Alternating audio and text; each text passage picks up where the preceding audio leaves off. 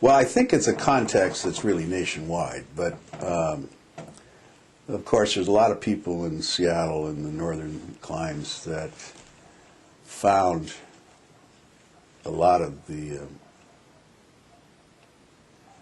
claims of the civil rights movement to not apply to Seattle. We're not those kind of people. And of course, one of the, my roots being from Alaska, and granted I'm more esoteric in that sense because I'm talking to people, I'm not living it. My father, who looked far more like a young Jimmy Stewart than he did a Indian activist, that when he grew up, simply because they knew the name, everybody knew Dad was Indian, no matter what he looked like. And so,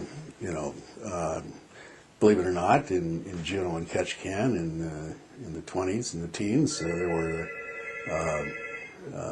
whites only, Indians in the balcony kind of thing in theaters, and Dad lived through that. He was denied membership in the Elks Club because of his race, but again, that's all esoteric to me. In 1969, as a sophomore in college at Western, about 3,000 students there and 7 blacks. And to the day I can remember moving into the dorms as a sophomore and the house mother coming to me and saying, would I have any objections to rooming with a colored boy? And, it really, to this day, it's such an offensive question, but I didn't even take it that way. I mean, it was, why not? I mean, it just didn't occur to me that, but to a lot of people it was a big deal. And so in Seattle, we started probably in 64, 63, 64, 65, in there, 4 or 5 years before Fort Lawton. We started having crises, confrontations. And then you mix that with the civil rights movement, Vietnam, anti-Vietnam. So in the Human Rights Department, a good deal of my time was spent trying to monitor official action or reaction to both civil rights and Vietnam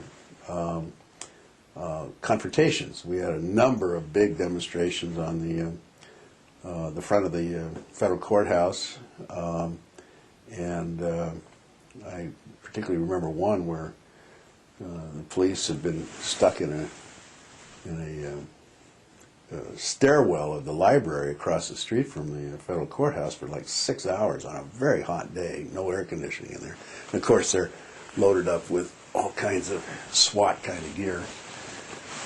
And they're just cooking in there, and then all of a sudden they get turned loose, and one cop in particular was just off the charts, swinging madly his nightstick. Thank God he didn't have a gun in his hand, or he'd have been shooting people. And so our job was to try to monitor the appropriateness of official conduct. It's very clear, too, that other than blacks, the civil rights movement by the late 60s, early 70s had really touched very few other minority groups. Everything was cast in terms of black-white. And and if anything was to affect Indians or even to this day,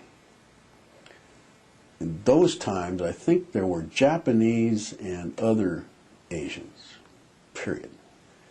There was no appreciation of a distinction between Southeast Asians, Indonesians, Koreans, Chinese, and very little attention. The Japanese had all done fairly well academically and job-wise and so forth, at least in this community. Other Asian groups had not done so well. And very little focused on that. And I think a great, it's coming out of Alcatraz, I haven't mentioned that essentially Fort Lawton was, time-wise, there had been an invasion of Alcatraz in San Francisco Bay immediately before Fort Lawton.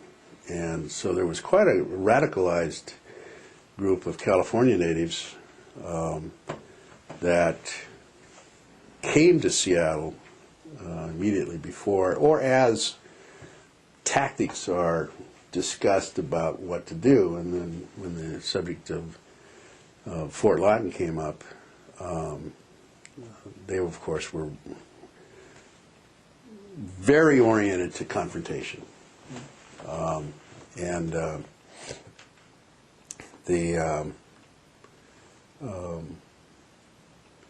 But that's about as good a context as I can give you. It's hardly anybody. When I went to college and law school, it was very hard to find, for example, a jock athlete that couldn't spell or couldn't talk a little bit about civil rights in Vietnam. I think you can go to the university campus right now and find a lot of jocks that have no idea about any social issues that are going on in the country, period. And during the 60s, it just everybody had an opinion. And so that's the kind of context that we found ourselves in with Fort Lawton.